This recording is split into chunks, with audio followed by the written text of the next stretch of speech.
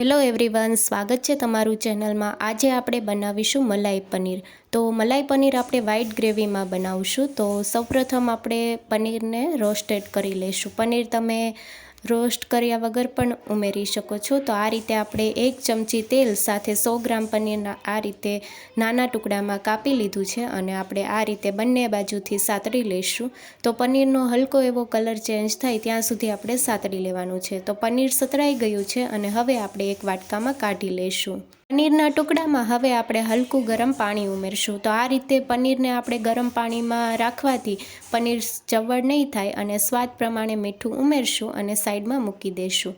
હવે આપણે ગ્રેવી બનાવી લઈશું। તો ગ્રેવી બનાવવા માટે 2 ચમચી તેલ ઉમેર્યું છે, 1 તમાલપત્ર, 1 તજનો ટુકડો અને 3 લવિંગ ઉમેર્યા છે। 4 મેં મીડિયમ સાઇઝની ડુંગળીને આ રીતે ઊભી સ્લાઇસમાં કાપી લીધી છે અને હવે આપણે ડુંગળીને સાતળી લઈશું। તો ડુંગળીનો હલકો કલર ચેન્જ થાય ત્યાં સુધી આપણે સાતળવાની છે। ડુંગળી જેમ સતળાશે તેમ તેમાંથી લેયર આ રીતે છૂટા પડવા લાગશે। તો તમે જોઈ શકો છો કે પહેલાં કરતાં ડુંગળીનો કલર ચેન્જ થઈ ગયો છે। હવે આપણે આદુ મરચાં લસણ ઉમેરીશું, 1 લીલું મરચું, 4 થી 5 લસણની કળી અને અડધો ઇંચ આદુનો ટુકડો ઉમેર્યો છે। તીખાશ તમે તમારા ટેસ્ટ મુજબ લઈ શકો છો। આપણે લાલ મરચું પાવડર નથી ઉમેરવાનું, એટલે લીલા મરચાંનું પ્રમાણ તમે તમારા ટેસ્ટ મુજબ ઉમેરી શકો છો। અને હવે આપણે થોડી વાર માટે સાતળી લઈશું। તો બહુ વધારે નથી સાતળવાનું, 1 મિનિટ માટે મેં સાતળી લીધું, સાથે સ્વાદ પ્રમાણે મીઠું ઉમેર્યું છે અને 2 ચમચી કાજુ અને 2 ચમચી મગજતરીના બી ઉમેરીને આપણે સાતળી લઈશું। તો કાજુ અને મગજતરીના બીને પણ આપણે થોડી વાર માટે સાતળી લેવાના છે।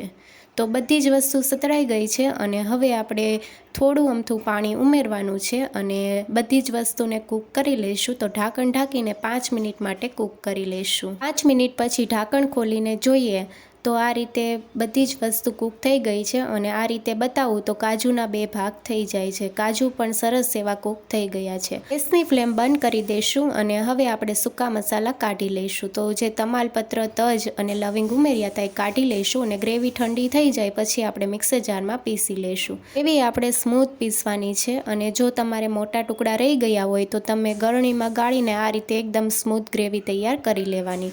અને હવે આપણે વઘાર કરીશું। તો વઘાર માટે 2 મોટી ચમચી તેલ ઉમેરશું, 1 ચમચી આખું જીરું અને જીરું કકડે એટલે આપણે જે ગ્રેવી તૈયાર કરી છે એ ઉમેરશું। શરૂઆતમાં આપણે ચલાવતા રહેવાનું છે, કાજુનો ભાગ હોવાથી ગ્રેવી તળિયે બેસી ન જાય એ વાતનું ધ્યાન રાખવું।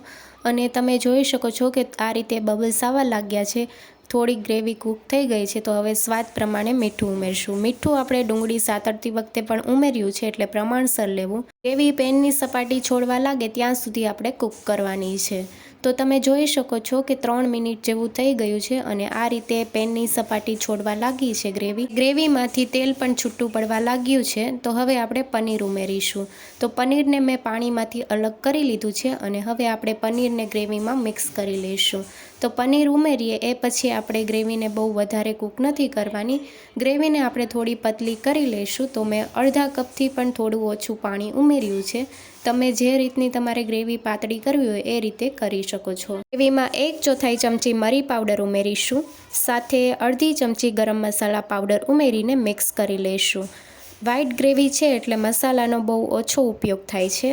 તો હવે આપણે કસૂરી મેથી ઉમેરીશું। કસૂરી મેથીને હાથેથી આ રીતે ક્રશ કરીને પછી આપણે ઉમેરશું અને મિક્સ કરી લઈશું। તો 1 મિનિટ જેવું થઈ ગયું છે અને હવે આ રીતે તેલ પણ છૂટું પડવા લાગ્યું છે। તો 1/4 કપ જેટલી મેં મલાઈ ઉમેરી છે। મલાઈને ગ્રેવીમાં મિક્સ કરી લઈશું। તો એકવાર આપણે આ રીતે મિક્સ થાય એટલે ગેસની ફ્લેમ બંધ કરી દઈશું। મલાઈ ઉમેરીએ એ પછી આપણે ગ્રેવીને બહુ વધારે કૂક નથી કરવાની। ગ્રેવીમાં મલાઈ મિક્સ થઈ ગઈ છે અને ચમચાથી બતાવું તો આપણું મલાઈ પનીર આ રીતનું તૈયાર થયું છે। એકદમ રીચ ગ્રેવી સાથે આપણું મલાઈ પનીર તૈયાર છે। મલાઈ પનીરને તમે પરોઠા, નાન સાથે સર્વ કરી શકો છો। મલાઈ પનીરની રેસીપી તમને કેવી લાગી કમેન્ટમાં જરૂરથી જણાવજો અને નવી રેસીપી જોવા માટે ચેનલને લાઇક, શેર અને સબસ્ક્રાઈબ કરો।